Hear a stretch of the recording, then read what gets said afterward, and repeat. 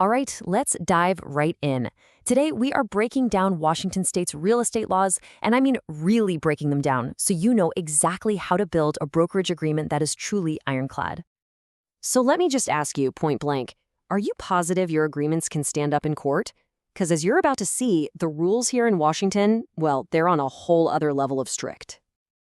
And look, I'm not being dramatic here. A single mistake doesn't just put a crack in your agreement. It can make it completely worthless, totally void. It's like it never even existed.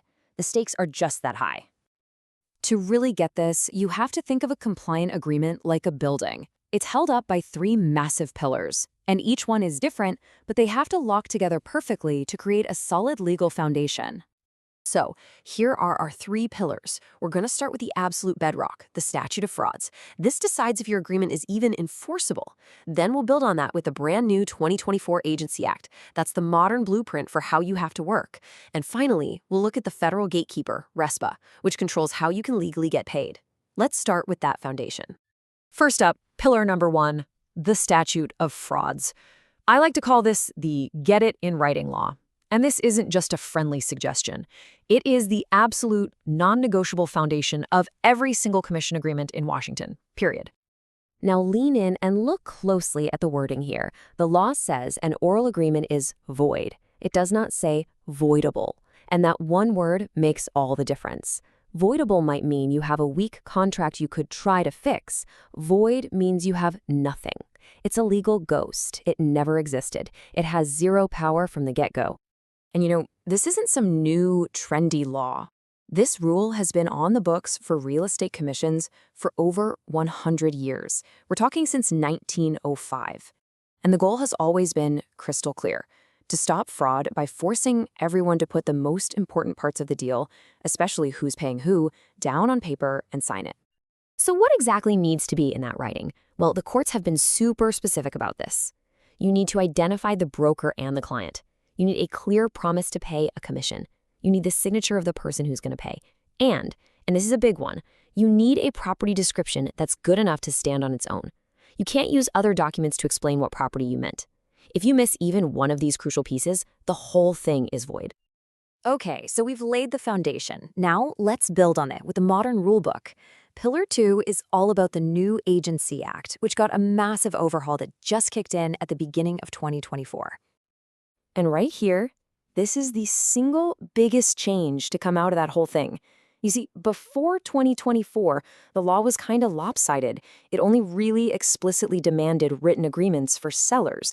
But that's all changed. That huge gap has been closed. Now, written agreements are mandatory for everybody in a residential deal, and that absolutely includes buyers. And the new law doesn't just say put it in writing. Oh no, it gets incredibly specific about what has to be in there. Things like the term of the agreement, and get this, for buyers, if you leave it blank, it automatically defaults to 60 days. It also requires specific checkboxes for exclusivity, a separately initialed section for dual agency consent, and of course, all the compensation terms have to be spelled out perfectly. So this is the key takeaway.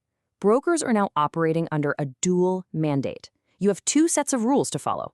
The Statute of Frauds, that's Pillar 1, is all about enforceability. It answers the question, can I even get paid?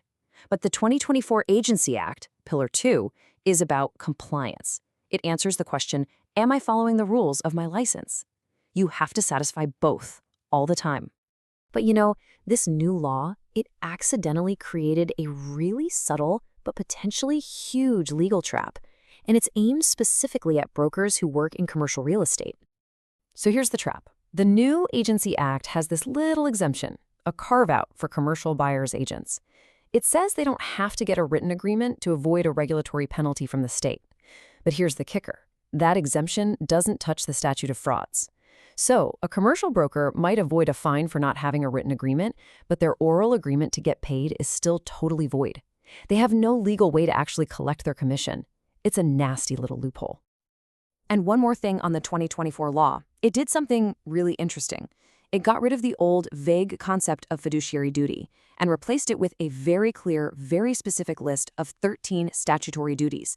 This is actually great for brokers because it takes away the guesswork and tells you exactly what you're responsible for. Okay, on to our third and final pillar, For this one, we have to zoom out from state law and go to the federal level.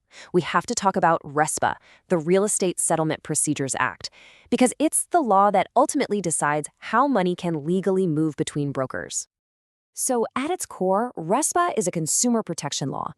It was designed to ban things like kickbacks or other sneaky, unearned fees in the home buying process. And because it applies to pretty much every residential mortgage out there, its reach is huge. And this is where it gets interesting, because there's a potential conflict right inside RESPA itself. One section basically says you can't give or take anything of value, like money, just for a business referral. And you could easily argue a commission split falls into that category. But thankfully for the entire industry, another section creates what's called a safe harbor. It specifically allows payments between brokers as long as it's part of a cooperative brokerage arrangement.